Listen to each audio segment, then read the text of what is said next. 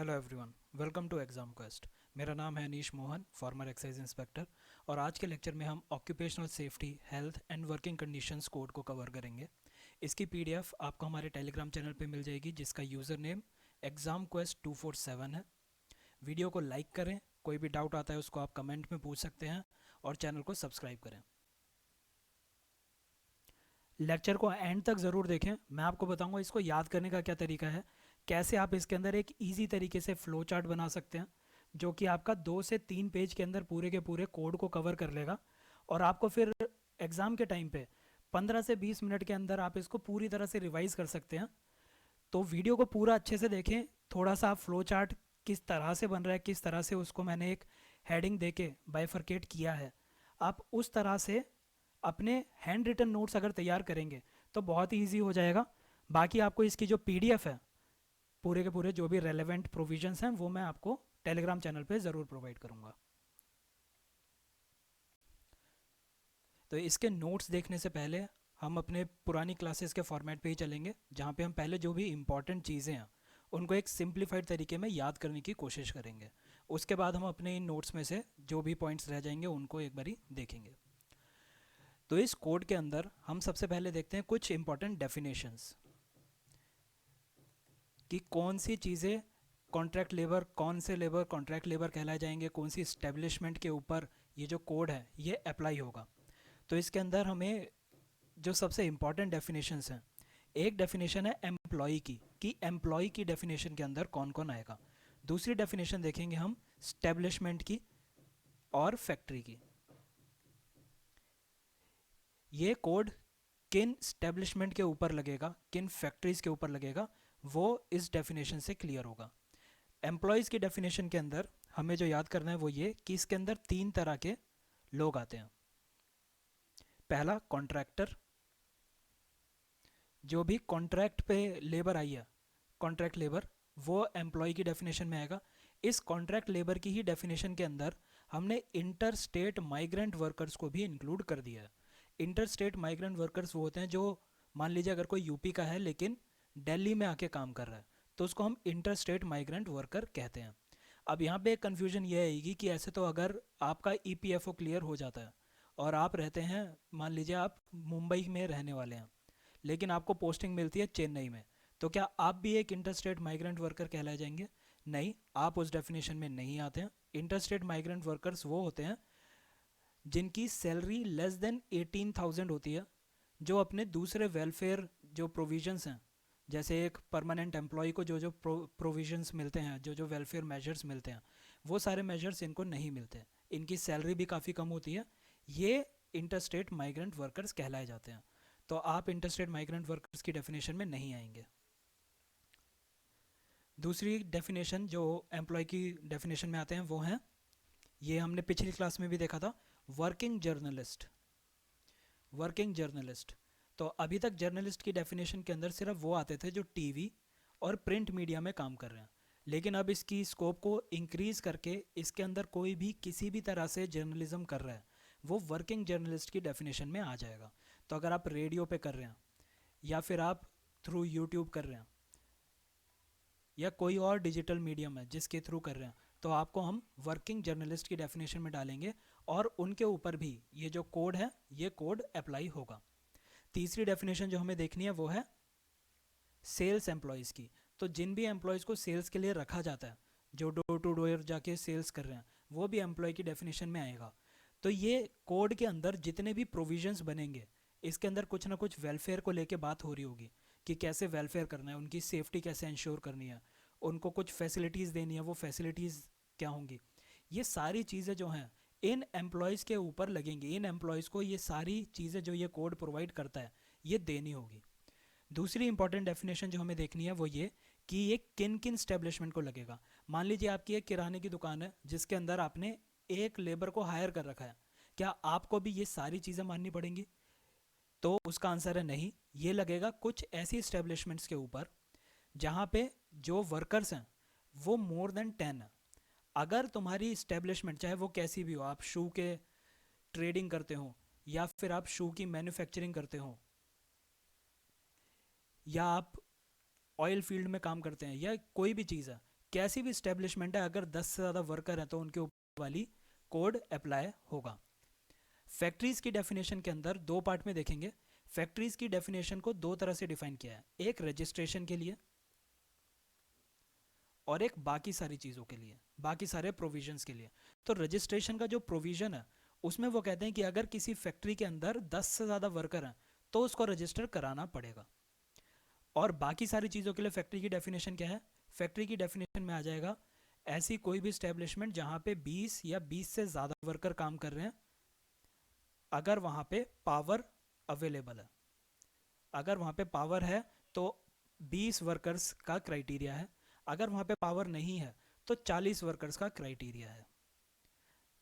जैसे मान लीजिए आप हैंडलूम इंडस्ट्री में काम करते हैं और वहाँ पे हाथ से ही सारा काम हो रहा है, कोई छोटा सा तुम्हारा माइक्रो एंटरप्राइज है, लेकिन वहाँ पे 40 से ज़्यादा वर्कर हैं, वहाँ पे पावर यूज़ नहीं हो रही और 40 से ज़्यादा वर्कर हैं आपके हैंडलूम माइक्रो एंटरप्राइज के अंदर, तो आपको भी ये कोड से कंप्लाई करना पड़ेगा, ये कोड आपके ऊपर लागू होगा।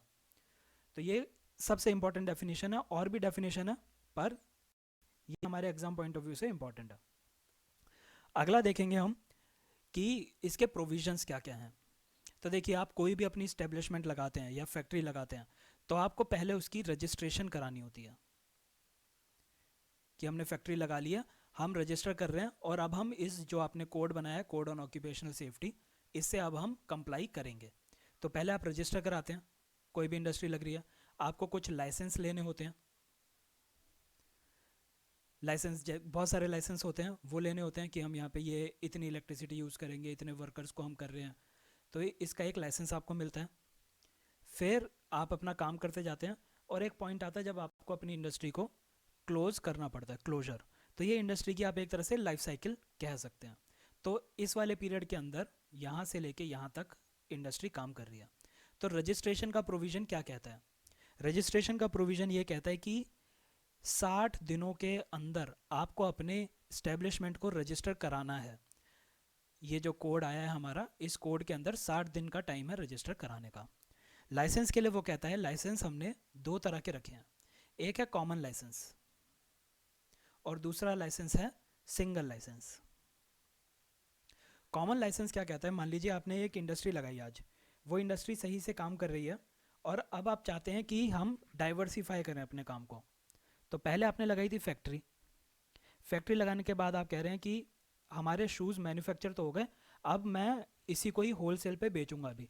तो आप एक ट्रेडिंग कंपनी भी खोलना चाहते हैं, ठीक है? तो ट्रेडिंग कंपनी को हम यहाँ पे कोई भी इस्टेब्लिशमेंट मान लेते हैं, ठीक है? वो इस्टेब्लिशमेंट आपका हो गया इंडस्ट्रियल प्रेमिसेस कोई भी। दूसरा मान लीजिए, फिर उसके बाद आपको लगा कि जूते में तो हो रहा है लेकिन आजकल लोग बीड़ी बहुत पी रहे हैं, तो मेरे को बीड़ी की भी इंडस्ट्री लगानी है, बीड़ी एंड सिगार की। या फिर आपको लगता है कि मुझे कुछ कॉन्ट्रैक्ट वर्कर्स को भी हायर करना पड़ेगा, कॉन्ट्रैक्ट वर्कर्स। तो पहले का रिजाइम क्या होता था, ये कोड आने से पहले क्या होता था कि अगर आपको फैक्ट्री लगानी है तो आप एक लाइसेंस लेंगे और फैक्ट्री लगाएंगे, फिर जब आप कोई और इंडस्ट्रियल प्रेमाइस लगा रहे हैं तो आपको एक और लाइसेंस लेना पड़ेगा, बीड़ी सिगार के लिए अलग लेना पड़ेगा, कॉन्ट्रैक्ट वर्कर्स को अगर हायर करना है तो इसके लिए भी अलग लेना पड़ेगा। तो आपको ये 4 अलग अलग लेने पड़ते थे। इस कोड ने क्या कह दिया कि अगर आप चाहें तो एक कॉमन लाइसेंस ले सकते हैं इन चारों का। अगर आप चाहें कि आपको सिर्फ फैक्ट्री लगानी है और कॉन्ट्रैक्ट वर्कर्स को हायर करना है तो आप सिर्फ इन दोनों का भी लाइसेंस ले सकते हैं, यानी कि आप इन चारों का ले लो या किसी भी कॉम्बिनेशन का लाइसेंस ले सकते हो। कुछ कुछ ऐसे होंगे जो कहेंगे कि हमें तो सिर्फ फैक्ट्री चलानी है, तो उनके लिए सिंगल लाइसेंस है कि आप सिंगल लाइसेंस भी ले सकते हो। एक तीसरे तरीके का लाइसेंस है और वो लाइसेंस उनके लिए है जो कि कॉन्ट्रैक्ट पे वर्कर्स को प्रोवाइड करेंगे। ये कॉन्ट्रैक्ट पे वर्कर्स प्रोवाइड करेंगे, इनके बारे में हमने अपने पिछले लेक्चर में काफ़ी डिटेल में देखा है कि कॉन्ट्रैक्ट पे कैसे वर्कर्स प्रोवाइड किए जाते हैं। अगर उसके बाद भी किसी को डाउट है तो आप बिल्कुल कमेंट सेक्शन में पूछ सकते हैं, मैं एक बारी फिर से एक्सप्लेन कर दूंगा। तो जो कॉन्ट्रैक्टर्स हैं उनको जो लाइसेंस लेना है वो लाइसेंस दो तरह का हो सकता है। पहला लाइसेंस तो है वर्क स्पेसिफिक। मान लीजिए आपकी जो कॉन्ट्रैक्ट वाली एजेंसी है वो सिक्योरिटी गार्ड्स प्रोवाइड करती है, तो आपको एक लाइसेंस लेना पड़ेगा उस काम से रिलेटेड। मान लीजिए आपकी जो एजेंसी है वो सिर्फ हाउस मेड्स प्रोवाइड करती है, हाउस मेड्स प्रोवाइड करती है, तो आपको उसका लाइसेंस लेना पड़ेगा। तो एक लाइसेंस तो आपका वर्क स्पेसिफिक होता है, दूसरे तरह का लाइसेंस कॉन्ट्रैक्ट पे जो प्रोवाइड कर रहे हैं मैन पावर को, उनको क्या लेना हो सकता है, वो हो सकता है नेशनल लाइसेंस। मान लीजिए आप अभी दिल्ली में ही काम कर रहे हैं, लेकिन बाद में एक्सपेंड करके आप तमिलनाडु में भी अपनी एक एजेंसी खोलना चाहते हैं, तो एक से ज़्यादा स्टेट हो गई। तो अगर आपको एक से ज़्यादा स्टेट में काम करना है तो आप एक नेशनल लाइसेंस ले सकते हैं। तो ये हम लाइसेंस की बात कर रहे हैं, इन तीन को हमें याद रखना है। तीसरी चीज़, इंडस्ट्री का अब क्लोजर हो रहा है। इंडस्ट्री अगर क्लोज हो रही है तो इस कोड के अंदर उसके ईजी प्रोविजंस हैं कुछ। वो क्लोजर में क्या कहते हैं कि तुम एक सर्टिफिकेट सबमिट कर दो। सर्टिफिकेट क्या बताएगा कि हमने अपने सारे एम्प्लॉयज़ के जितने भी ड्यूज़ थे वो ड्यू पे कर दिए हैं। यानी कि कोई भी ऐसा एम्प्लॉय नहीं है जिसको अभी तक हमने सैलरी नहीं दिया, तो ये ड्यूज़ पे कर दो और फिर 30 दिन के अंदर इंटीमेट कर दो कि अब हम क्लोज कर रहे हैं अपनी इंडस्ट्री को। तो ये प्रोविज़न है इसका, पूरी एक तरह से आप ये कह सकते हैं लाइफ साइकिल मान लीजिए ये पूरी, ये हमें याद रखना है। 30 दिन के अंदर सिर्फ इंटीमेट करना है, इंटीमेट या फिर इन्फॉर्म करना है। ये तो हो गया इंडस्ट्री से रिलेटेड। अब हम देखेंगे कुछ, जब इंडस्ट्री काम कर रही है तो उसके ऊपर कुछ प्रोविजंस जो लग रहे हैं वो क्या क्या हैं। तो आप एक एम्प्लॉई हैं, आप वहाँ पे काम करते हैं, तो आपको वहाँ से सबसे ज़्यादा आपको कंसर्न क्या होगा कि कितने घंटे काम करना है। फिर उसके बाद आप चाहेंगे कि मैं कितनी छुट्टियाँ ले सकता हूँ एक साल के अंदर, एनुअल लीव क्या होंगी मेरी। तीसरी चीज़ एक एम्प्लॉय क्या देखता है, वो देखता है कि मुझे अगर एक्स्ट्रा काम कराया जा रहा है, इन घंटों से ज़्यादा काम कराया जा रहा है, तो उस ओवर टाइम में क्या क्या प्रोविजंस अप्लाई होंगे। ये चीज़ें एक एम्प्लॉय देखना चाहता है। तो इसके प्रोविज़न, ये कोड क्या कहता है, ये कोड कहता है कि मैक्सिमम 8 घंटे, 8 वर्किंग आवर्स हो सकते हैं। 8 से कम कितने भी कर लो, लेकिन 8 से ज़्यादा अगर तुम करोगे तो वो ओवर टाइम के अंदर काउंट होगा। तो 8 घंटे मैक्सिमम। और अप्रोप्रिएट गवर्नमेंट हम इसकी डेफिनेशन बहुत बार देख चुके हैं अपने ऑलमोस्ट हर लेक्चर के अंदर अप्रोप्रिएट गवर्नमेंट आता है। तो अप्रोप्रिएट गवर्नमेंट बताएगी कि कितने घंटे काम कराना है। ये 7.5 घंटे हो सकता है, 6 घंटे हो सकता है, कितना भी हो सकता है, बट 8 से ज़्यादा नहीं हो सकता। इस 8 के अंदर पहले भी बात हुई है कि इसके अंदर ब्रेक इंक्लूडेड नहीं है। ब्रेक जो है वो 1 आवर का दिया जा सकता है, पर वो अलग से हो जाएगा, तो फिर वो 8+1 आवर हो जाएगा। इससे पहले मैक्सिमम आवर्स कितने थे, इससे पहले मैक्सिमम आवर्स थे 9 आवर्स, अब उसको रिड्यूस करके 8 आवर्स कर दिया गया। तो एक तो ये हो गया मैक्सिमम घंटे कितने होंगे। दूसरा वीकली ऑफ, वीकली ऑफ कैसे मिलेगा। वीकली ऑफ अप्रोप्रिएट गवर्नमेंट नहीं बताएगी कि कब देना है, एम्प्लॉयर बताएगा। लेकिन एम्प्लॉयर के ऊपर कंडीशन क्या है, एम्प्लॉयर के ऊपर कंडीशन ये है कि 6 दिन से ज़्यादा कंटिन्यूसली तुम किसी से काम नहीं करा सकते। तो यानी कि तुम ये कह सकते हो कि एक मैक्सिमम वर्क वीक 6 दिन से ज़्यादा का नहीं हो सकता। यानी 6 दिन अगर आपने काम कर लिया तो आपको एक छुट्टी देनी ज़रूरी है। एनुअल लीव, एनुअल लीव क्या होती है, एक साल में आपको कितनी लीव मिलेंगी या फिर क्या उसकी एलिजिबिलिटी है। तो पहले क्या होता था, एनुअल लीव के लिए आप एलिजिबल होते थे जब 240 दिन काम कर लेते थे। 240 दिन जब तुमने काम कर लिया तो तुम्हें छुट्टियां अवेल करने के लिए तुम एलिजिबल हो चुके हो। और दूसरी कंडीशन क्या थी कि तुम्हें छुट्टी तो मिल गई यहाँ, लेकिन तुम इस छुट्टी को इस साल नहीं ले सकते, तुम नेक्स्ट कैलेंडर ईयर में लोगे। इसका एक एग्जांपल देखते हैं। मान लीजिए आपने यहाँ पे काम करना चालू किया इस टाइम पे T1 पे, आपने 240 डेज तक काम कर लिया और ये डेट हम मान लेते हैं 2 नवंबर हो गई है, 2 नवंबर हो गई है। तो यहाँ पे आप एलिजिबल हैं छुट्टी लेने के लिए, पर आप अभी छुट्टी नहीं ले सकते। क्यों, क्योंकि आपको छुट्टी लेनी है नेक्स्ट कैलेंडर ईयर में। तो आप ये नवंबर दिसंबर में छुट्टी नहीं ले पाएंगे। अगले साल जब जनवरी स्टार्ट होगा उसके बाद आपको यहाँ पे जो छुट्टियाँ मिली हैं वो छुट्टियाँ तुम तब अवेल कर सकते हो। तो ये प्रोविज़न अपने आप में ही काफ़ी ज़्यादा एक्सप्लॉयटेटिव लग रहा है, इतना अच्छा नहीं लग रहा है ये प्रोविज़न। तो अब क्या कर दिया है, अब एक तो एलिजिबिलिटी की कंडीशन को रिड्यूस कर दिया है। अब 240 डेज़ की जगह 180 डेज़ के अंदर तुम छुट्टी के लिए एलिजिबल हो और तुम सेम कैलेंडर ईयर के अंदर भी छुट्टी अवेल कर सकते हो। तो ये दो प्रोविज़न कर दिए एनुअल लीव को लेके।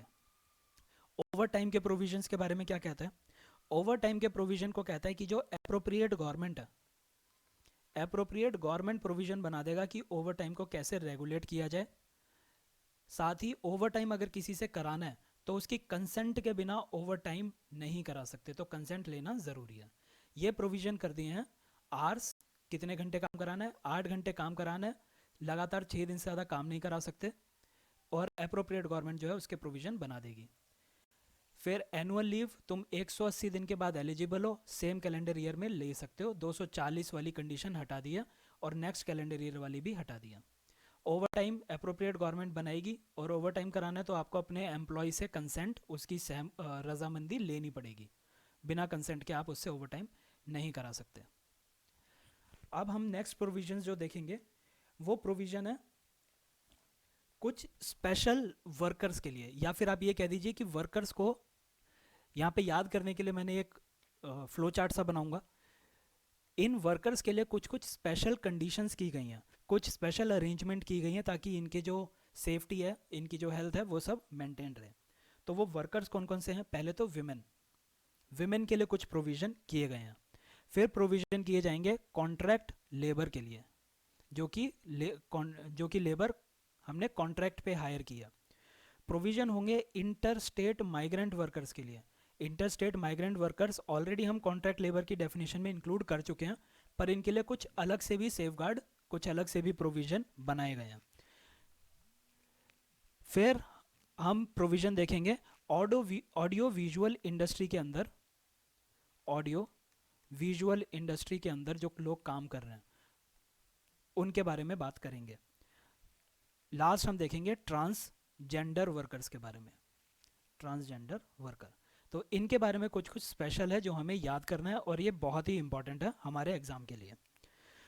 तो पहले क्या होता था, विमेन को अगर तुम्हें हायर करना है तो तुम शाम को 7 बजे से लेके सुबह 6 बजे तक विमेन से काम नहीं करा सकते। तुम 9 घंटे से ज़्यादा विमेन से काम नहीं करा सकते। अगर फॉर सम रीज़न तुम्हें शाम को 7 बजे से सुबह 6 बजे के बीच में काम कराना है या 9 घंटे से ज़्यादा काम कराना है, तो तुम्हें स्टेट गवर्नमेंट की परमिशन लेनी होती थी। और जो स्टेट गवर्नमेंट परमिशन देता था उसमें भी एक कंडीशन होती थी कि रात को 10 बजे से लेके सुबह 5 बजे तक काम नहीं करा सकते। ये पहले की कंडीशंस थी। अब इन कंडीशंस को हटा दिया गया है, इन कंडीशंस को अब हटा दिया है। अब तुम वुमेन को किसी भी इंडस्ट्री में एम्प्लॉय कर सकते हो और कितने भी घंटे तक काम करा सकते हो। मतलब ये वैसे मैक्सिमम आवर जो है वो 8 घंटे हो गया। उसके बाद ओवर टाइम के प्रोविज़न बनेंगे जो कि अप्रोप्रिएट गवर्नमेंट बनाएगी। तो उन प्रोविजंस को फॉलो करते हुए तुम वुमेन से काम करा सकते हो। वुमेन और मैन के अंदर कोई भी अब डिस्टिंक्शन नहीं छोड़ी है। लेकिन यहाँ पे भी अगर विमेन है तो विमेन से कंसेंट लेनी पड़ेगी। अगर उसकी नाइट शिफ्ट लग रही है तो विमेन विदाउट कंसेंट काम नहीं करा सकते विमेन से। दूसरी चीज़, एडिक्वेट सेफगार्ड करने पड़ेंगे। एडिक्वेट सेफगार्ड के प्रोविज़न जो एम्प्लॉयर है उसको प्रोवाइड करने पड़ेंगे। उनकी हेल्थ का ख्याल रखना पड़ेगा, उनकी सेफ्टी का ख्याल रखना पड़ेगा। और इन चीज़ों से रिलेटेड जो प्रोविज़न है वो एप्रोप्रिएट गवर्नमेंट बना देगी। एप्रोप्रिएट गवर्नमेंट अब इन चीज़ों को रेगुलेट करेगी। साथ ही पहले क्या होता था, ये होता था कि वुमेन को हर एक इंडस्ट्री में एम्प्लॉय करना अलाउड नहीं था। कुछ कुछ ऐसी डेंजरस एक्टिविटीज़ थी जो प्लांटेशन एक्ट के अंदर मेंशन है, फैक्ट्री एक्ट के अंदर मेंशन है। तो उन एक्टिविटीज़ में विमेन को एम्प्लॉय नहीं किया जा सकता था।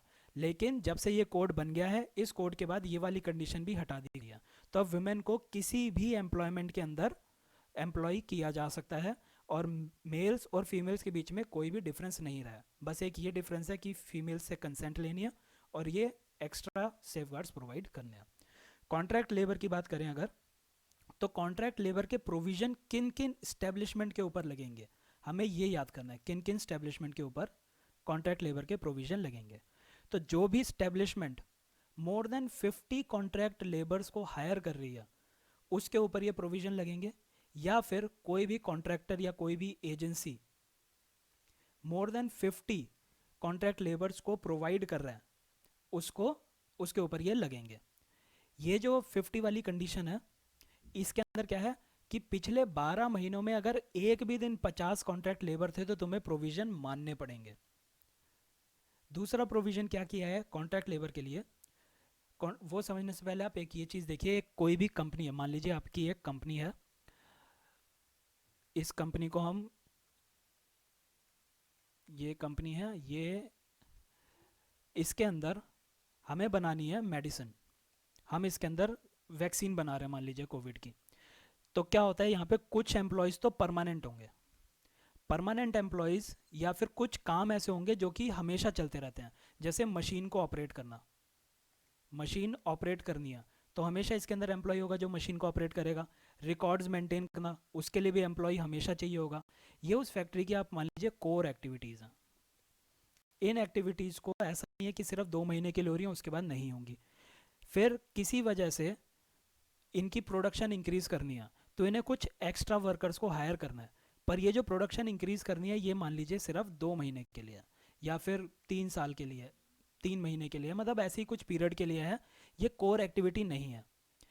इसका काम सिर्फ ये है कि अभी बहुत ज़्यादा वैक्सीन बन रही है और हमें इसको सप्लाई करना है बहुत तेज़ी से, बहुत तेज़ी से हमें हॉस्पिटल्स के अंदर पहुंचाना है। तो हमने एक्स्ट्रा वर्कर्स को हायर कर लिया जो इसकी सप्लाई तेज़ी से कर सकें। ये इस कंपनी की कोर एक्टिविटी नहीं थी। ठीक है, तो जितने भी कॉन्ट्रैक्ट लेबर हायर की जाएगी वो नॉन कोर एक्टिविटीज़ में ही की जाएगी, सिर्फ इनमें कर सकते हैं, कोर एक्टिविटीज़ के अंदर कॉन्ट्रैक्ट लेबर को हायर नहीं कर सकते। एक्चुअली में क्या होता है, कोई भी इंडस्ट्री वाला होता है वो अपने पैसे बचाने की कोशिश करता रहता है कि पैसे दे के ज़्यादा से ज़्यादा काम निकाले। तो वो क्या करता है, जो कोर एक्टिविटीज़ हैं उसमें भी कॉन्ट्रैक्ट पे लेबर को हायर कर लेता है, उनसे वो काम कराता रहता है, 3 महीने के बाद उसको वापस भेज देता है। फिर उसके बाद दूसरी लेबर को हायर कर लेता है, सेम काम है लेकिन अब दूसरी लेबर कर रही है। तो इससे उस कंपनी को क्या फ़ायदा हो गया, उस कंपनी को उसके सोशल सिक्योरिटी बेनिफिट नहीं देने, उसके पीएफ को लेके कुछ भी काम नहीं करना है, साथ ही उसको जो सैलरी दे रहा है वो सैलरी भी एक परमानेंट एम्प्लॉय की सैलरी से कम होती है। अब अगर आप कोई परमानेंट एम्प्लॉय लगा हुआ है तो परमानेंट एम्प्लॉय 1 साल 100 रुपये पे काम कर लेगा, अगले साल वो कहेगा कि अब मेरे को 110 चाहिए, उसके अगले साल कहेगा अब मेरे को 120 चाहिए। तो ये उसके इंक्रीमेंट्स होते हैं, हर साल कुछ इंक्रीमेंट देना होता है। लेकिन कॉन्ट्रैक्ट पे उसने आज 100 रुपये में हायर किया है, कल भी वो 100 रुपये में हायर कर लेगा, उसके बाद हो सकता है उसने एजेंसी से अच्छे से नेगोशिएट कर लिया और अब 90 रुपये में हायर कर रहा है। कोई एनुअल इंक्रीमेंट की इसमें सच कंडीशन नहीं होती है। तो इसी वजह से जो इंडस्ट्री है वो कॉन्ट्रैक्ट लेबर को हायर करने की कोशिश करता है, लेकिन उससे हमारी कंट्री की जो मैन पावर है वो एफिशिएंटली यूटिलाइज नहीं होती। जब तुम्हें पता है कि तुम्हारी जॉब कंफर्म नहीं है तो तुम खर्चा नहीं करोगे, खर्चा नहीं करोगे तो गवर्नमेंट के पास टैक्स नहीं जाएगा। बहुत सारी चीज़ें होती हैं जिसकी वजह से गवर्नमेंट चाहती है कि एम्प्लॉयमेंट परमानेंट हो। तो कॉन्ट्रैक्ट लेबर में एक तो क्या आ गया, 50 से ज़्यादा अगर तुम एम्प्लॉय कर रहे हो 12 महीने में एक भी दिन, तो तुम्हें इसके प्रोविज़न मानने पड़ेंगे। दूसरी चीज़ कॉन्ट्रैक्ट वर्कर के लिए क्या है कि तुम कोर सेक्टर में, कोर एक्टिविटीज़ के अंदर वर्कर्स को कॉन्ट्रैक्ट पे हायर नहीं कर सकते। फिर तुम्हें वेलफेयर को लेके और वेज को लेके कुछ प्रोविज़न किए गए हैं। वेलफेयर को लेके क्या प्रोविज़न किया गया है इस एक्ट के अंदर, वेलफेयर के लिए कहते हैं कि जो भी कॉन्ट्रैक्ट पे तुमने हायर किया है, पहले क्या होता था, ये मान लीजिए इंडस्ट्री है, ये शू मेकिंग इंडस्ट्री है और ये एक एजेंसी है जहाँ से हम मैन पावर को कॉन्ट्रैक्ट पे ले रहे हैं। तो क्या होता है, इस शू मेकिंग इंडस्ट्री को हम कहेंगे प्रिंसिपल एम्प्लॉयर,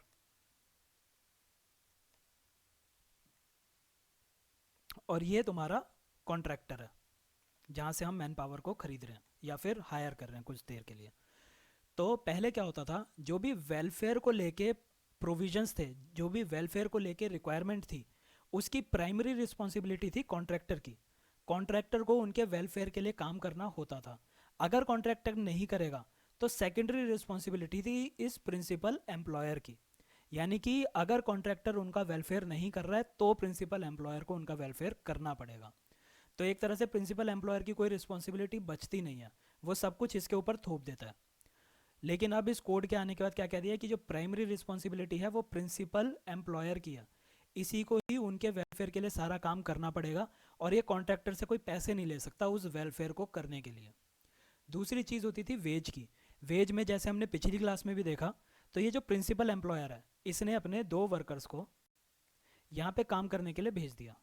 तो ये जो 2 वर्कर यहाँ पे आ गए हैं, इन 2 वर्कर की सैलरी ये नहीं दे रहा, ये क्या कर रहा है, ये इस एजेंसी को पैसे पे करता है और एजेंसी जो है वो इसको अपनी कमीशन काट लेती है। एजेंसी मान लीजिए 20% उसने कमीशन काट ली और बाकी 80% इन वर्कर्स को उसने सैलरी दे दी। तो इसके अंदर जो प्रिंसिपल एम्प्लॉयर है वो एजेंसी को पैसा देता है और एजेंसी उनको पैसा देती है। तो कई बार ऐसा होता है कि ये जो एजेंसी वाले होते हैं ये पैसा देने में देर कर देते हैं, 2-2 3-3 महीने तक उनको सैलरी नहीं देते। क्यों नहीं देते सैलरी? कि अगर तूने काम छोड़ के किसी और एजेंसी के पास चला गया तो मैं तेरे को सैलरी नहीं दूंगा। और भी बहुत सारे रीज़न हो सकते हैं, ये प्राइमरी रीज़न होता है। तो इसके अंदर डिले हो जाते थे पेमेंट के अंदर। लेकिन अब इस कोड के आने के बाद क्या कर दिया है, कोड के आने के बाद ये कह दिया है कि ये जो कॉन्ट्रैक्टर है इसको टाइमली पेमेंट करनी पड़ेगी। जो टाइम फिक्स हुआ है तुमसे कि इतने टाइम में तुम सैलरी दोगे, तो तुम टाइमली पेमेंट करोगे अपने एम्प्लॉयज़ को जो कहीं और काम करने गए हैं। अगर ये टाइमली पेमेंट नहीं करता तो प्रिंसिपल एम्प्लॉयर जो है वो इनको पैसे देगा। इनको मान लीजिए वर्कर्स को देने थे 80 रुपये, लेकिन कॉन्ट्रैक्टर ने दिए वर्कर्स को सिर्फ 60 रुपये, 20 रुपये नहीं दिए या फिर देने में डिले कर दी। इन दोनों ही केस में जो प्रिंसिपल एम्प्लॉयर है वो जो भी शॉर्टफॉल होगी पैसों में वो इन वर्कर्स को दे देगा और फिर इसको चिट्ठी लिखेगा कि तेरे जो पैसे थे वो मैं दे चुका हूँ, अब तू मेरे को रिफंड कर दे।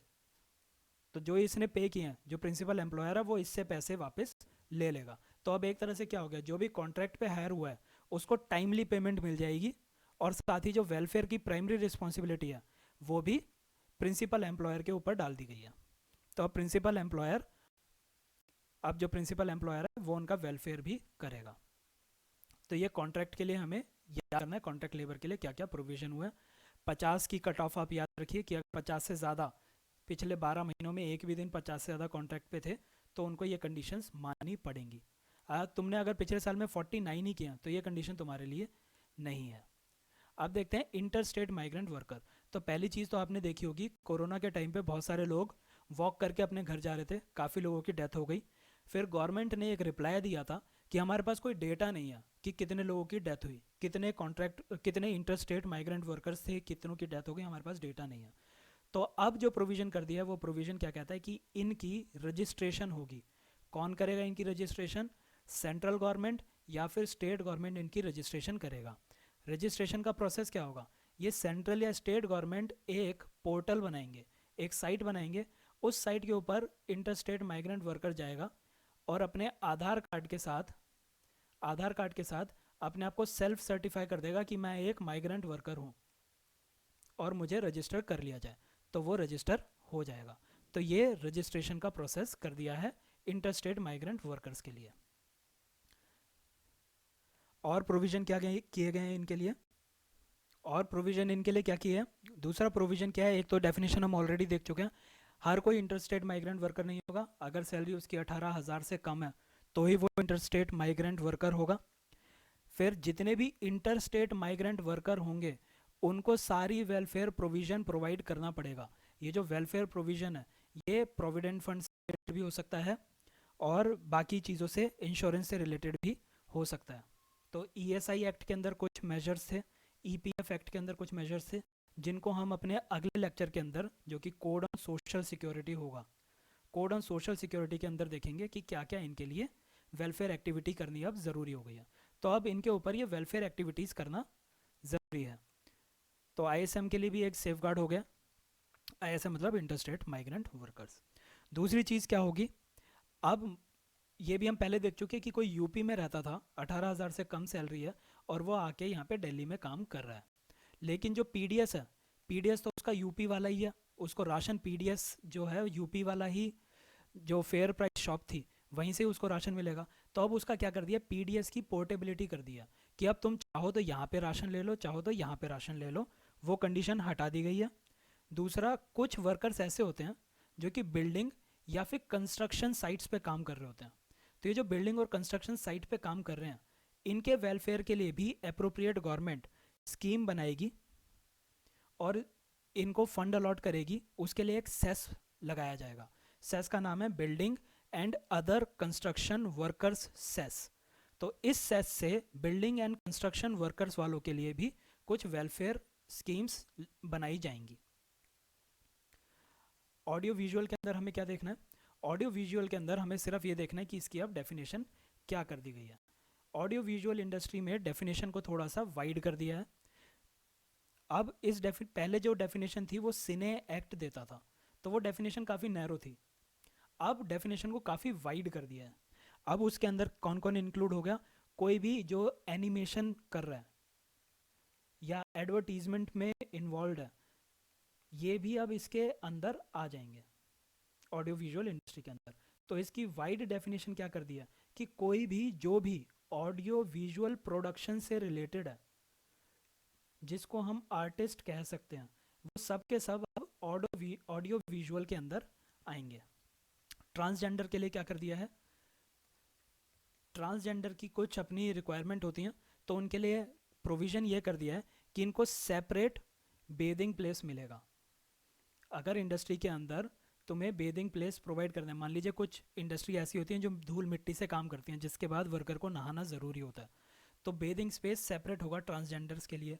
उनके लिए लॉकर रूम की फैसिलिटी करनी पड़ेगी, रेस्ट रूम की फैसिलिटी करनी पड़ेगी, जो उनकी नीड्स को फुलफ़िल करता हो। तो ये सारी की सारी चीज़ें हमने इस कोड के अंदर कर दी हैं। इनको अभी हम नोट्स में डिटेल में भी, वैसे एक्चुअली में है ही इतना, लेकिन नोट से भी हम एक बारी देख लेंगे इसको। और फैसिलिटीज़ क्या की हैं, और उन्होंने बोला है कि कुछ ड्यूटीज़ होती हैं। ड्यूटीज़ किसकी, एम्प्लॉयर की और एम्प्लॉयज़ की। जो काम कर रहे हैं उनके लिए ड्यूटी बहुत ही सिंपल है, इसमें ज़्यादा कुछ नहीं है। बस इतना याद रखो, एम्प्लॉयज़ को इतना ख्याल रखना है कि वो अपनी हेल्थ का, अपनी केयर का, इन सब अपनी केयर करेगा, अपनी हेल्थ का ख्याल रखेगा। दूसरा याद रख लो कि अगर कोई नेग्लिजेंस होती है तो उस नेग्लिजेंस को रिपोर्ट करेगा और नोटिस में लाएगा मैनेजमेंट की कि आप इन प्रोविज़न के साथ कंप्लाई नहीं कर रहे हैं। ये एम्प्लॉय की वो है ड्यूटी। एम्प्लॉयर की क्या ड्यूटी है, एम्प्लॉयर की ड्यूटीज़ को हम ऐसे देख सकते हैं कि उसको कैंटीन फैसिलिटी प्रोवाइड करनी पड़ेगी, उसको सेपरेट, वही जो हमने उसका देखा था ट्रांसजेंडर में, सेपरेट शेल्टर प्रोवाइड करना पड़ेगा, रेस्ट रूम प्रोवाइड करने पड़ेंगे, एटसेट्रा। तीसरा, वेलफेयर ऑफिसर अपॉइंट करना पड़ेगा। एक ऑफिसर होगा जिसका जो प्राइमरी काम है वो वेलफेयर एक्टिविटीज़ को ही ध्यान में रखना है। कुछ कुछ स्टेब्लिशमेंट ऐसी होंगी जिनको एम्बुलेंस प्रोवाइड करनी पड़ेगी, मतलब उनके यहाँ पे एम्बुलेंस होनी चाहिए। फिर कुछ स्टेब्लिशमेंट ऐसी हैं जहाँ पे safety committee and safety officer ये अपॉइंट करने पड़ेंगे। तो जो सेफ्टी कमिटी होगी, सेफ्टी कमिटी के अंदर एम्प्लॉय और एम्प्लॉयर, इनकी इक्वल रिप्रेजेंटेशन होगी, इनकी रिप्रेजेंटेशन इक्वल होगी सेफ्टी कमिटी के अंदर। तो इसके अंदर जो हमें याद रखना है वो ये याद रखना है कि ये वाली चीज़ें किन के ऊपर मैंडेटरी है, मतलब किन स्टैब्लिशमेंट को कैंटीन प्रोवाइड करना ज़रूरी है। तो अगर तुम्हारी स्टैब्लिशमेंट के अंदर 100 से ज़्यादा वर्कर हैं तो कैंटीन प्रोवाइड करोगे।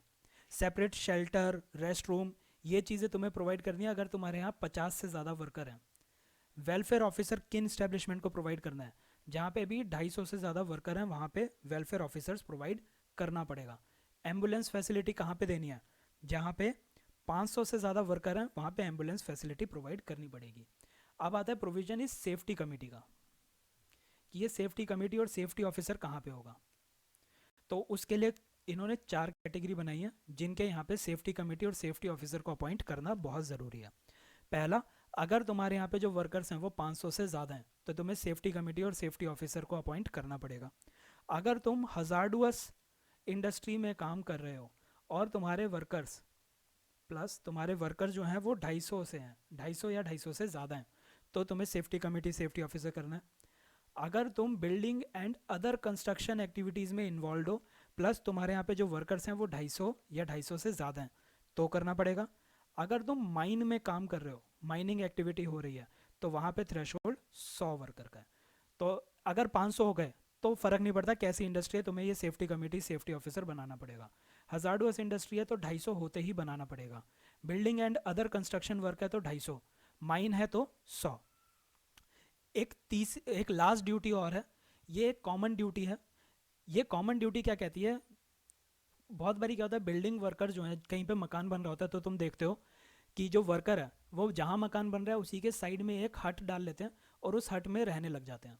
तो अब ये ड्यूटी एम्प्लॉयर की है एम्प्लॉयर की ये ड्यूटी है कि वो टेम्पररी शेल्टर प्रोवाइड करेगा, टेम्पररी शेल्टर प्रोवाइड करेगा अगर वो बिल्डिंग एक्टिविटी में है तो, और अगर डिमोलिशन के लिए बुलाया हुआ है, मतलब कुछ तोड़वाना है उसके लिए बुलाया हुआ है, तो उस केस में टेम्पररी शेल्टर भी प्रोवाइड करना पड़ेगा।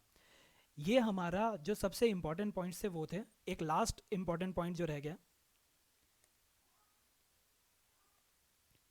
लास्ट पॉइंट है, वो डील करता है सोशल सिक्योरिटी फंड से। सोशल सिक्योरिटी फंड किसके लिए बनाया है? सोशल सिक्योरिटी फंड बनाया है अनऑर्गेनाइज सेक्टर के लिए।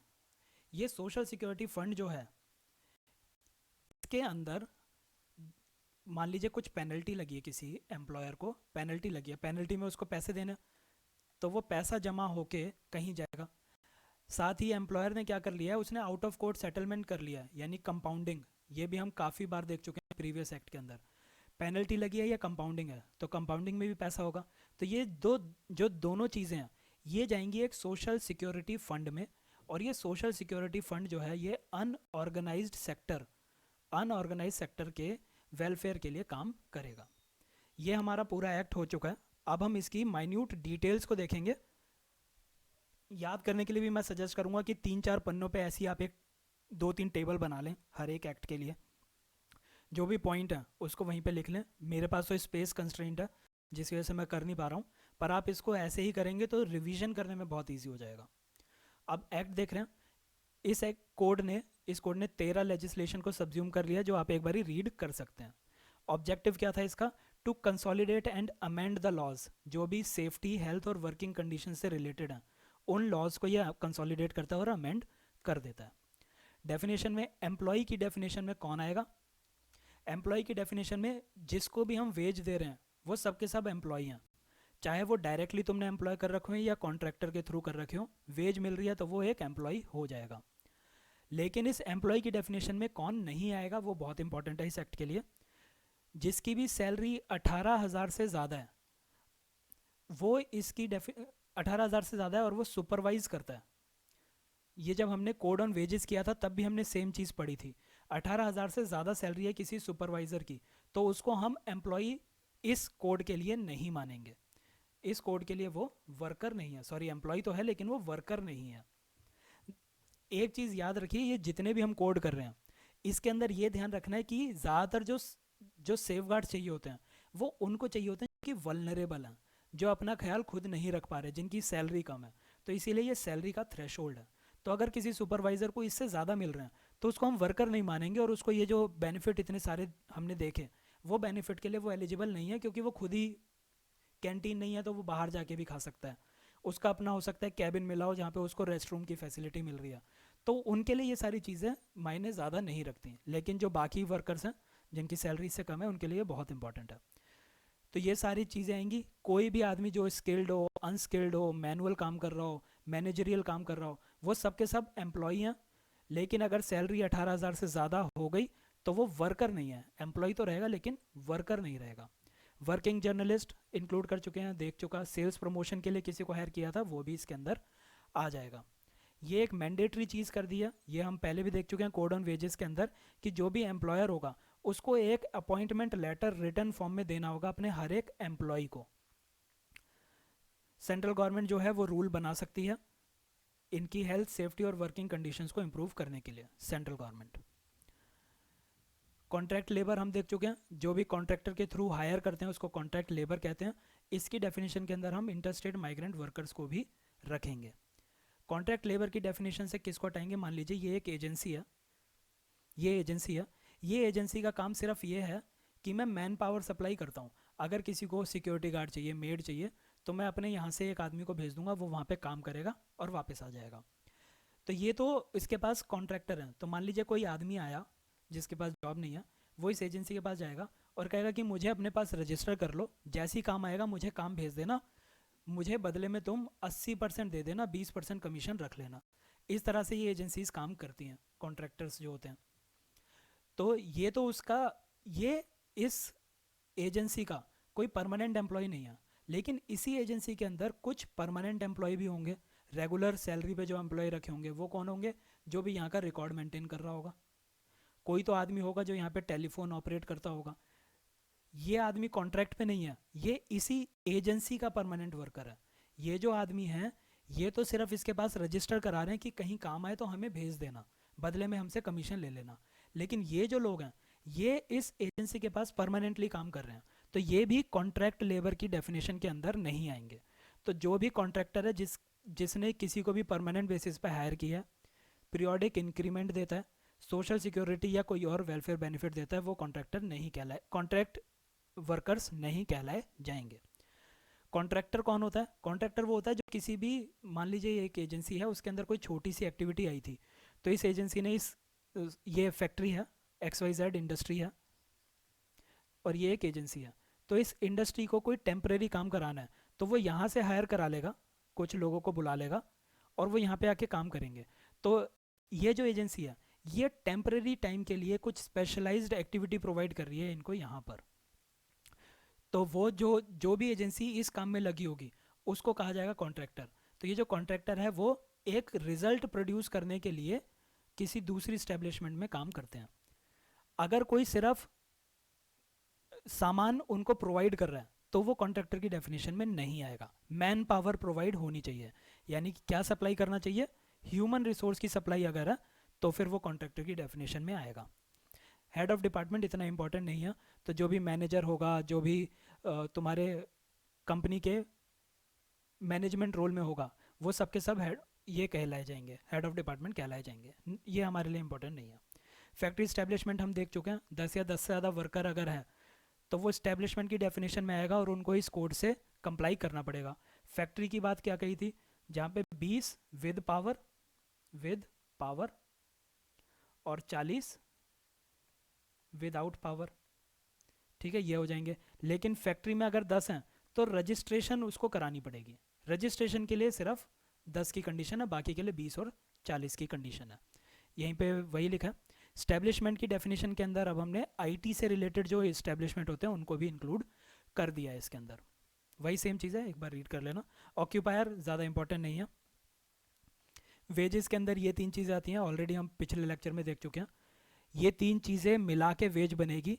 ये सारी चीज़ें वेज में से हटा देनी होती हैं। इनको हम वेज कैलकुलेट, यानी जो हमने सुपरवाइजरी रोल में 18,000 देखे थे, तो वो 18,000 के अंदर ये चीज़ें होंगी, ये चीज़ें हटानी हैं, ये चीज़ें नहीं होंगी वेज के अंदर। एप्रोप्रिएट गवर्नमेंट की डेफिनेशन वही जो पुरानी चलती आ रही है वही डेफिनेशन है। बस एक चीज़ याद रख लो कि अगर कोई PSU है तो आज वो PSU है मान लीजिए, तो वो सेंट्रल गवर्नमेंट के अंदर आएगा। कल को सेंट्रल गवर्नमेंट ने उस PSU के 50, एक एग्जांपल लेते हैं, 55% शेयर बेच दिए, तो अब सेंट्रल गवर्नमेंट जो है वो सिर्फ 45% शेयर रख रहा है, यानी कि सेंट्रल गवर्नमेंट का नहीं रहा PSU, उसने प्राइवेटाइज कर दिया एक तरह से। लेकिन अगर ऐसा भी होता है कि PSU के अंदर 50% से कम शेयर हो जाता है सेंट्रल गवर्नमेंट का, तो भी उसकी जो रेगुलेशंस है वो कौन देखेगा, सेंट्रल गवर्नमेंट ही देखेगा, ठीक है। बाकी ये हम ऑलरेडी देख चुके हैं। माइंस, रेलवे, ऑयल फील्ड, इसका मैंने आपको बताया था, ट्रांसपोर्ट, फिर ऑयल फील्ड, माइंस, फिर तीसरा मैंने आपको बताया था सर्विस से रिलेटेड। तो ये वही सारी चीज़ें हैं और इसके अलावा जो भी बचा वो स्टेट गवर्नमेंट देखेगी। रजिस्ट्रेशन का हम देख चुके हैं। रजिस्ट्रेशन 60 दिन के अंदर करानी है। अगर कोई ओनरशिप में या मैनेजमेंट रोल में चेंज आता है तो तुम्हें 30 दिन के अंदर वो इंटीमेट करना पड़ेगा ऑफिसर को, जिसके पास भी रजिस्टर किया उसको बोलना होगा कि हमारी मैनेजमेंट चेंज हुई है या हमारी ओनरशिप चेंज हुई है। अगर तुम्हें बंद करनी है इंडस्ट्री तो बंद करने के लिए 30 दिन के अंदर तुम्हें इंटीमेट करना होगा और साथ ही साथ ये सर्टिफिकेट प्रोवाइड करना होगा कि हमने अपने जितने भी वर्कर्स थे उनको उनके जितने भी पैसे बकाया थे वो सारे के सारे पे कर दिए। अगर तुम ये सर्टिफिकेट नहीं लोगे रजिस्ट्रेशन का तो तुम किसी को भी एम्प्लॉय नहीं बना सकते, किसी और को नौकरी नहीं दे सकते हो, तो सर्टिफिकेट लेना बहुत ज़रूरी है। लाइसेंसिंग वही जो हमने देखे थे, 3 देखे थे। एक तो हमने कंबाइंड कि सारे के सारे फैक्ट्री लगानी है, इंडस्ट्री लगानी है, बीड़ी सिगार लगानी है, उन सब का एक कंबाइंड ले लो या फिर सिंगल भी ले सकते हो, इनका कोई एक कॉम्बिनेशन बना के भी ले सकते हो। और एक लाइसेंस हमने देखा था कॉन्ट्रैक्ट वर्कर्स के लिए, वो लाइसेंस क्या था, work specific licence. Contract worker के लिए लाइसेंस क्या देखा था, वर्क स्पेसिफिक लाइसेंस ले सकता है वो, और नेशनल लाइसेंस ले सकता है अगर एक से ज़्यादा स्टेट में काम कर रहा है। तो इसके अंदर वही बातें हुई हैं। आर्स के लिए 8 घंटे वाली जो बात कही थी वही है। एनुअल लीव अब 180 दिन में सेम कैलेंडर ईयर में ले सकते हैं। Over time provision appropriate government बनाएगी, साथ ही साथ कंसेंट के बिना तुम किसी से ओवर टाइम नहीं करा सकते। इसीलिए कह रहा हूँ वो टेबल बना लोगे तो ये बार बार बस देखते ही याद आ जाएगा कि क्या चीज़ थी। एनुअल लीव, ऊपर एनुअल लीव हम देख चुके हैं। Special provision for women, women अब किसी भी इंडस्ट्री में लगाई जा सकती है, उसको शाम को 7 बजे से सुबह 6 बजे तक भी काम किया जा सकता है, पर कंसेंट लेनी होगी, प्लस में उससे क्या ले, उसे सेफ गार्ड देने, उसकी हेल्थ और सेफ्टी इसका ख्याल रखना होगा, और इनसे रिलेटेड प्रोविज़न अप्रोप्रिएट गवर्नमेंट बना देगी। इससे पहले क्या होता था कि तुम अगर इस टाइम में काम कराना है तो स्टेट गवर्नमेंट से परमिशन लेनी पड़ती थी, साथ ही साथ उसके बाद भी तुम शाम को 10 बजे या रात को 10 बजे से लेकर सुबह 5 बजे तक काम नहीं करा सकते थे। फिर कुछ इंडस्ट्री के अंदर उनको एम्प्लॉयमेंट नहीं दे सकते थे, जो कि फैक्ट्रीज एक्ट और प्लांटेशन एक्ट में थी। अब ये कंडीशंस हटा दी गई हैं। और 9 घंटे से ज़्यादा काम नहीं करा सकते थे, यानी कि ओवर टाइम नहीं था विमेन के लिए, अब वो अलाउड कर लिया गया। तो OSH के अंदर ये इनेबलिंग प्रोविजंस हैं, ये हम देख चुके हैं। कॉन्ट्रैक्ट लेबर से रिलेटेड किन पे ऊपर लगेगा, जहाँ पे भी 50 या 50 से ज़्यादा कॉन्ट्रैक्ट लेबर को हायर किया है पिछले 12 महीने में, चाहे एक भी दिन के लिए किया हो, या अगर तुम सप्लाई कर रहे हो कॉन्ट्रैक्ट लेबर को 50 या 50 से ज़्यादा, चाहे तुम एक भी दिन के लिए कर रहे हो, तो तुम्हें कॉन्ट्रैक्ट लेबर के लिए कुछ प्रोविजंस मानने पड़ेंगे। तुम कॉन्ट्रैक्ट लेबर को कोर एक्टिविटीज़ में एम्प्लॉय नहीं कर सकते, ऑलरेडी देख चुके हैं। प्रिंसिपल एम्प्लॉयर की ऑब्लिगेशन क्या है, वेलफेयर एक्टिविटी अब प्राइमरी रिस्पॉन्सिबिलिटी है प्रिंसिपल एम्प्लॉयर की। और अगर वेज देने में डिले होता है या वेज कम देता है जो उसका एजेंसी था, तो जो प्रिंसिपल एम्प्लॉयर है वो वेजेस प्रोवाइड करेगा और फिर उन वेजेस का रिफंड ले लेगा, रीइम्बर्समेंट क्लेम कर लेगा कॉन्ट्रैक्टर से। वेलफेयर अगर वो कर रहा है तो वेलफेयर में कोई रिफंड या रीइम्बर्समेंट नहीं है, वेज में है। वेलफेयर इकलौती रिस्पॉन्सिबिलिटी है प्रिंसिपल एम्प्लॉयर की कर दी गई है कॉन्ट्रैक्ट लेबर के केस में। ये वही सेम बात बोलते हैं, आप इसको एक बार देख लेना। इंटरस्टेट माइग्रेंट वर्कर की डेफिनेशन में कौन है, पहले जो डेफिनेशन थी वो बहुत ही लिमिटेड थी। अगर कोई एक स्टेट से दूसरी स्टेट में आता था तो दूसरी स्टेट में काम करने के लिए उसको किसी एजेंसी के पास, किसी कॉन्ट्रैक्टर के पास अपने आप को रजिस्टर कराना होता था।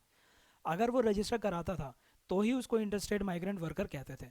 अब ये कंडीशन हटा दी गई है। अब अगर तुम डायरेक्टली भी किसी इंडस्ट्री में जाके नौकरी कर लेते हो लेकिन तुम्हारी सैलरी 18,000 रुपये से कम है तो तुम इस डेफिनेशन में आओगे, इंटरस्टेट माइग्रेंट वर्कर की डेफिनेशन में आओगे। वेलफेयर के प्रोविजन क्या कर दिए इंटरस्टेट माइग्रेंट वर्कर्स के लिए, पहले तो ये किन इंडस्ट्री में लगेगा, जिस भी स्टैब्लिशमेंट के अंदर 10 या 10 से ज़्यादा इंटरस्टेट माइग्रेंट वर्कर्स काम कर रहे हैं या एक भी दिन काम कर चुके हैं पिछले 12 महीनों में, उनको वेलफेयर के प्रोविजंस देने पड़ेंगे। कौन कौन से वेलफेयर के प्रोविजन देने हैं, जो कि EPF प्रोविडेंट फंड से रिलेटेड हो, ESI यानी कि इंश्योरेंस से रिलेटेड हो, ये हम अपने कोड ऑन सोशल सिक्योरिटी में देखेंगे। तो वो वाले प्रोविजन आपको इंटरस्टेट वर्कर्स को प्रोवाइड करने पड़ेंगे। फिर इनके, क्योंकि ये एक स्टेट से दूसरी स्टेट आ रहे हैं तो इनकी PDS जो है ये किसी भी स्टेट में ले सकते हैं, जहाँ से आ रहे हैं वहाँ पे भी, जहाँ जा रहे हैं वहाँ पे भी ले सकते हैं। जो building and other construction workers लगे हुए थे उनके लिए एक सेस फंड बनेगा। इस फंड के अंदर जो भी पैसा आएगा वो building and other construction workers के लिए होगा। सेम दो फंड आपने देख लिए, एक तो है building and other construction worker fund, cess fund, यहाँ पे सेस भी है। दूसरा फंड आपने देखा social security fund. Social security fund है अनऑर्गेनाइज सेक्टर के लिए, अनऑर्गेनाइज सेक्टर के लिए। और सोशल सिक्योरिटी फंड में पैसा जाएगा पेनल्टी का, जो भी पेनल्टी लग रही है, या फिर कंपाउंड करने के बाद जो भी पैसा जमा हुआ है आउट ऑफ कोर्ट सेटलमेंट के बाद। Building and other construction worker के अंदर जो सेस लगा है उस सेस से पैसा जाएगा। ये दोनों याद रखने हैं, बहुत ही इंपॉर्टेंट है ये हमारे लिए। जो सेंटर और स्टेट गवर्नमेंट है ये इंटरस्टेट वर्कर्स का रिकॉर्ड मेंटेन करेगी, एक पोर्टल बनाएगी। उस पोर्टल के बाद तुम सेल्फ डिक्लेयर कर सकते हो कि मैं इंटरस्टेट माइग्रेंट वर्कर हूँ, और आधार सबमिट करके अपने आप को रजिस्टर कर सकते हो।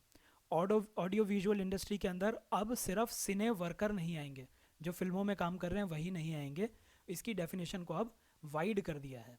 अब इसके अंदर अगर तुम एनिमेशन में हो या किसी भी तरह के ऑडियो वीडियो प्रोडक्शन से जुड़े हुए हो तो तुम इस डेफिनेशन के अंदर आओगे। वर्किंग जर्नलिस्ट हम देख चुके हैं, जो किसी भी मीडिया में जर्नलिज्म प्रोवाइड कर रहे हैं। ड्यूटीज़ ऑफ एम्प्लॉयर और एम्प्लॉयज़ हम देख चुके हैं, उतनी ही ड्यूटीज़ हैं। ड्यूटीज़ क्या कहती हैं कि पहली सबसे प्राइमरी ड्यूटी जो है ये पूछी नहीं जाएगी, पर ये याद कर लो कि एक सेफ एनवायरनमेंट प्रोवाइड करना है जहाँ पे रिस्क ना हो किसी भी एम्प्लॉय की हेल्थ को। साथ ही साथ वेलफेयर फैसिलिटीज़ आपको प्रोवाइड करनी पड़ेंगी। फिर ये जितनी भी ऑक्यूपेशनल ऑक्यूपेशनल सेफ्टी और हेल्थ से रिलेटेड चीज़ें, इनके जो भी स्टैंडर्ड्स बनेंगे, इनके स्टैंडर्ड जो बनने हैं, इनके रूल्स जो बनने हैं, ये रूल्स कौन बनाएगा? Central government. इसमें कंफ्यूज नहीं होना है, अप्रोप्रिएट गवर्नमेंट नहीं है, सेंट्रल गवर्नमेंट है। ये आपको सीधा एक एमसीक्यू के अंदर एक लाइन आ सकती है कि इसके जो स्टैंडर्ड्स हैं वो स्टेट गवर्नमेंट बना सकती है। ऐसा नहीं है, अभी तक स्टेट गवर्नमेंट बनाती है। तो उससे क्या होता है कि कोई यूपी में काम कर रहा है उसको अलग बेनिफिट मिल रहे हैं, एमपी चला गया अलग बेनिफिट मिल रहे हैं, दिल्ली चला गया अलग बेनिफिट मिल रहे हैं। तो ये एक यूनिफॉर्मिटी नहीं आती। अब जब से सेंट्रल बनाने लगेगी तो फिर एक यूनिफॉर्म प्रोविजंस अप्लाई होंगे सबके ऊपर। इसके अंदर वही लिखा है कि डिफरिंग स्टैंडर्ड्स नहीं होंगे अलग अलग स्टेट्स में, सेम स्टैंडर्ड यूनिफॉर्म स्टैंडर्ड्स अब लगाया जाएगा। ट्रांसजेंडर के लिए separate bathing place, locker room, rest room, bathroom, ये सब देना पड़ेगा। कैंटीन फैसिलिटी किन को प्रोवाइड करनी है? जहाँ पे 100 से ज़्यादा वर्कर हैं, ये हम ऑलरेडी देख चुके हैं टेबल के अंदर। आप भी एक टेबल बना के याद कर लेना, ईजी हो जाएगा याद करना। वेलफेयर ऑफिसर बनाना है 250 से ज़्यादा हो गए तो, एम्बुलेंस है अगर 500 से ज़्यादा हो गए तो। सेफ्टी कमेटी और सेफ्टी ऑफिसर बनाना है अगर इनमें से कोई भी चीज़ फॉलो हो रही है। 500 हो गए तो बनानी पड़ेगी, हैजार्डस में 250 चाहिए, बिल्डिंग और कंस्ट्रक्शन के अंदर 250 चाहिए, माइन के अंदर 100 चाहिए। जो बिल्डिंग वर्क में लगे हुए हैं या फिर डिमोलिशन के लिए लगे हुए हैं, कोई टेम्प्रेरी अकोमोडेशन थी उसको तोड़ने के लिए तुमने वर्कर्स को बुलाया है, तो तुम्हें उसको टेम्प्रेरी लिविंग अकोमोडेशन प्रोवाइड करना पड़ेगा वर्किंग साइट के पास, ज़्यादा दूर नहीं हो सकता है वो। एम्प्लॉयज़ की रिस्पॉन्सिबिलिटी क्या है? एम्प्लॉय जो काम कर रहे हैं उनकी रिस्पॉन्सिबिलिटी क्या है कि एक तो कोऑपरेट करोगे, कोई अनहेल्दी या अनसेफ वर्किंग सिचुएशन है तो तुम्हें उसको रिपोर्ट करना है, अटेंशन में लाना है एम्प्लॉयर की कि ये जो चीज़ें हैं इससे अनसेफ वर्किंग कंडीशंस पैदा हो रही हैं जिससे हमें हार्म हो सकता है या डेथ भी हो सकती है। साथ ही साथ तुम्हें रिस्पॉन्सिबल बनना है और अपनी हेल्थ की केयर करनी है। पेनल्टी के प्रोविजंस इसके अंदर इंक्रीज़ कर दिए हैं, लेकिन कुछ ऐसी चीज़ें थी जो हमें नहीं जाननी है, बस कुछ चीज़ें थी जिनको डीक्रिमिनलाइज कर दिया है। ठीक है, मान लीजिए पहले 10 प्रोविज़न थे जिसके अंदर आपको क्रिमिनल प्रोसीडिंग होती थी, अब वो सिर्फ 5 बचे हैं। इसमें जो फोकस है वो कंप्लायंस के ऊपर है, पीनलाइजिंग के ऊपर नहीं है, यानी कि उसको पूरी रिस्पॉन्सिबिलिटी देंगे। अभी क्या होता है, तुमने गलती की पैसे दो या जेल जाओ। अब क्या होगा, तुमने गलती की, हम तुम्हें सुधरने का मौका दे रहे हैं, तुम अपनी गलती को सुधार लो। ठीक है, विद इन 30 डेज तुम्हें अपनी गलती को सुधारना है। अगर वो सुधार लेगा तो कोई पनिशमेंट नहीं है। तो ये कंप्लायंस है, हम ये चाहते हैं कि ज़्यादा से ज़्यादा लोग जो हैं रूल्स फॉलो करें, उनको पनिश करना मोटिव नहीं है, उनको सुधारना मोटिव है। तो अब जो इंस्पेक्टर कम फैसिलिटेटर है वो अब सिर्फ इंस्पेक्शन नहीं करेगा, वो फैसिलिटेट करेगा ताकि ज़्यादा से ज़्यादा लोग कंप्लाई कर सकें। फैसिलिटेट करने का क्या मतलब हुआ, वो उनको एडवाइस प्रोवाइड करेगा, इंफॉर्मेशन देगा, उनको सेंसिटाइज करेगा कि क्यों अच्छी कंडीशन प्रोवाइड करना ज़रूरी है। तो इंस्पेक्टर कम फैसिलिटेटर बना दिया है। ये सेम प्रोविजन हम वेज में भी देख चुके हैं, कोड ऑन वेजेस के अंदर। इंस्पेक्शन भी हो सकती है, इंस्पेक्शन वेब बेस्ड होगी, यानी कि वेब ऑटोमेटिकली रैंडमली जनरेट कर देगा कि कौन सा इंस्पेक्टर कहाँ जा रहा है। बिल्कुल सेम जो हमने पिछले लेक्चर में किया था कोड ऑन इंडस्ट्रियल रिलेशंस, वही सेम प्रोविजन है ये। एक्चुअली बात ये हुई है कि अब वो चाहते हैं यूनिफॉर्म कोड रहे। यूनिफॉर्म कोड तभी रहेगा जब जो बात इंस्पेक्शन की एक कोड कह रहा है वही सेम बात दूसरा कोड भी कहे, तीसरा भी कहे, इसलिए ये प्रोविज़न एकदम सेम है। तो वही रेक्टिफाई करने के लिए तुम्हें पहले बोला जाएगा कि तुम नॉन कंप्लायंट हो, तुम रेक्टिफाई करो। अगर रेक्टिफाई नहीं करोगे तो जो इंस्पेक्टर कम फैसिलिटेटर है वो तुम्हारे अगेंस्ट एक्शन स्टार्ट कर सकता है। और ये रेक्टिफाई करने की कितना टाइम पीरियड दे रखा है, 30 दिन के अंदर उसको बोलना है कि इसको रेक्टिफाई करो। एक कंडीशन ये है कि तुमने आज गलती कर दी, अब तुम सेम गलती 3 साल तक नहीं कर सकते।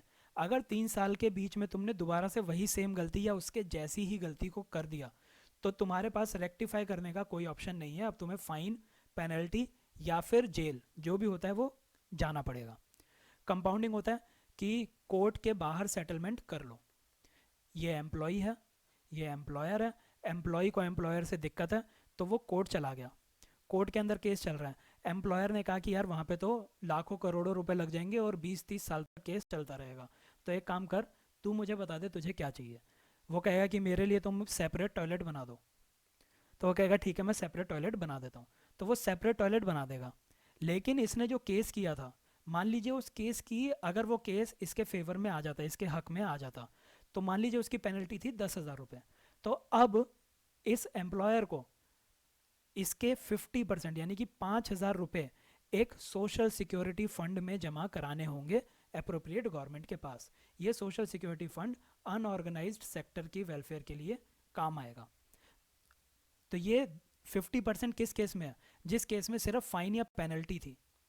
अगर फाइन और पेनल्टी के साथ साथ तुम्हें जेल भी जाने की पनिशमेंट होती, ऐसे किसी क्राइम के लिए तुमने कंपाउंड किया है, आउट ऑफ कोर्ट सेटलमेंट किया है, तो तुम्हें 50% नहीं, तुम्हें 75% देना पड़ेगा। तो ये कंपाउंड होता है। ये हमने सेम, बिल्कुल सेम चीज़ हमने पिछली क्लास में देखी है, इसलिए मैं ज़्यादा इस पर टाइम स्पेंड नहीं कर रहा हूँ। तो ये सेम बात कंपाउंडिंग की कहता है।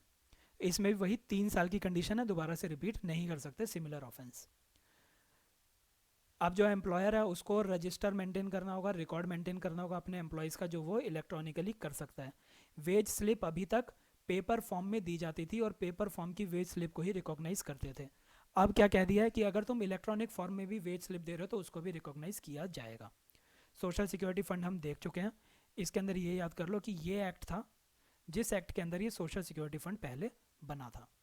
जो भी पेनल्टी से अमाउंट कलेक्ट हुई है या फिर कंपाउंडिंग की वजह से अमाउंट कलेक्ट हुई है, वो इस सोशल सिक्योरिटी फंड में जाएगा, जो कि यूज़ किसके लिए होगा? अनऑर्गेनाइज्ड वर्कर के लिए होगा। कुछ इंडस्ट्रीज़, कुछ स्टैब्लिशमेंट को एग्जेम्प्ट करने की पावर भी दी गई है। किसको दी गई है ये एग्जेम्प्ट करने की पावर? यानी कि उनको बोल सकता है कि तुम्हें कंप्लाई करने की ज़रूरत नहीं है। ये पावर अप्रोप्रिएट गवर्नमेंट को दी गई है। साथ ही जो स्टेट गवर्नमेंट है उसके पास डिस्क्रिशनरी पावर है कि अगर कोई नई फैक्ट्री लग रही है या फिर कुछ फैक्ट्री के अंदर कुछ नए डिस्क्रिप्शन की चीज़ें चालू हो रही हैं, तो उनको वो एग्जाम्प्ट कर दे कि तुम्हें हम कुछ टाइम के लिए एग्जाम्प्ट कर रहे हैं ताकि तुम अपनी इंडस्ट्री को अच्छे से खड़ा कर लो, और फिर उसके बाद तुम्हें जो ये कोड है इसके साथ कंप्लाई करना पड़ेगा। तो किस केस में वो एग्जाम्प्ट कर सकता है? अगर पब्लिक इंटरेस्ट में नेसेसरी है। मान लो वैक्सीन बनाने की अभी हमें बहुत ही ज़्यादा जल्दी है, तो कोई आए और वो कहे कि मैं वैक्सीन की इंडस्ट्री लगा रहा हूँ लेकिन मैं कोड ऑन ऑक्यूपेशनल सेफ्टी से कंप्लाई नहीं कर सकता, लेकिन अभी वैक्सीन की बहुत ज़रूरत है, पब्लिक इंटरेस्ट में वैक्सीन, तो मुझे एग्जाम्प्ट कर दिया जाए कुछ टाइम के लिए। तो वो स्टेट गवर्नमेंट कर सकती है एग्जाम्प्ट। साथ ही साथ कुछ एडिशनल डिस्क्रिशनरी पावर भी दी गई हैं अप्रोप्रिएट गवर्नमेंट को कि वो ऐसे मैन्युफैक्चरिंग प्रोसेसेस को एग्जाम्प्ट कर दे, ऐसे मैन्युफैक्चरिंग प्रोसेसेस को एग्जाम्प्ट कर दे जो कि एजुकेशन, ट्रेनिंग, रिसर्च या इंफॉर्मेशन से जुड़े हुए हैं। ये एक आपको फैक्ट याद करना है जो कि पूछा जा सकता है कि तुम एग्जाम्शन तो दे सकते हो पर किन केस में एग्जाम्शन नहीं दे सकते। नंबर ऑफ वर्किंग आवर्स में एग्जाम्शन नहीं है, हॉलीडेज़ के अंदर एग्जाम्शन नहीं है। तो तुम्हें किस चीज़ में एग्जाम्शन दे सकते हो? रेस्ट रूम बनाने में, कैंटीन बनाने में, एम्बुलेंस बनाने में, जो हमने उसकी ड्यूटीज़ देखी थी, उन सारी चीज़ों में तुम एग्जाम्शन प्रोवाइड कर सकते हो, लेकिन नंबर ऑफ वर्किंग आवर्स और हॉलीडेज़ के अंदर तुम्हें एग्जाम्शन नहीं देंगे। पेंडेमिक के टाइम पे भी जो अभी हमने देखा, एक पब्लिक इमरजेंसी हो जाती है तो 1 साल तक जो अप्रोप्रिएट गवर्नमेंट है वो एग्जाम्शन प्रोवाइड कर सकती है। ठीक है, ये 1 साल के लिए होगा इस केस में। सिविल कोर्ट्स की जुरिस्डिक्शन को इसमें से हटा दिया गया, यानी कि अब अगर तुम्हें कोई भी कंप्लेंट करनी होगी तो तुम कोर्ट में नहीं जा सकते। तो वो जो कमिटी बनी है, या तो तुम उस कमिटी के पास जाओ, या इसके अलावा जो हमने ऑफिसर्स बनाए थे उन ऑफिसर्स के पास, या फिर इंस्पेक्टर कम फैसिलिटेटर, इनके पास तुम जाके अपनी कंप्लेंट कर सकते हो। इस लेक्चर में यही है। मेरा सजेशन यही है कि जो हमने स्टार्टिंग के 20-25 मिनट किए होंगे, ये टेबल वगैरह बनाई थी जो हमने, ऐसी ही टेबल आप साथ के साथ बनाते चलें। अगर आपको फिर उसके बाद पीडीएफ पढ़ें, उसके अंदर अगर आपको कुछ नया मिलता है तो उस नए को आप नोट डाउन कर लें वहीं पे ही। अगर आपको लगता है कि मैंने कोई वर्ड, मान लीजिए कहीं पे इस्टेब्लिशमेंट मैंने बोल दिया जबकि पीडीएफ के अंदर इंडस्ट्री लिखा है, तो आप उसको वहीं पे करेक्ट कर लें। लास्ट में जब आपका एग्ज़ाम आएगा तो आप 8-9 पन्ने नहीं पढ़ सकते जो कि पूरे के पूरे प्रॉपर सेंटेंस में लिखे हुए हैं, लेकिन आप एक फ्लो चार्ट को जो आपने अपने हाथ से बनाया है उसको आप with in 5 to 10 minutes revise कर सकते हैं, 15 मिनट्स में आप रिवाइज कर सकते हैं। तो रिवीजन के लिए आपको फ्लो चार्ट बनाना बहुत ज़रूरी है। आज के लेक्चर के लिए इतना ही।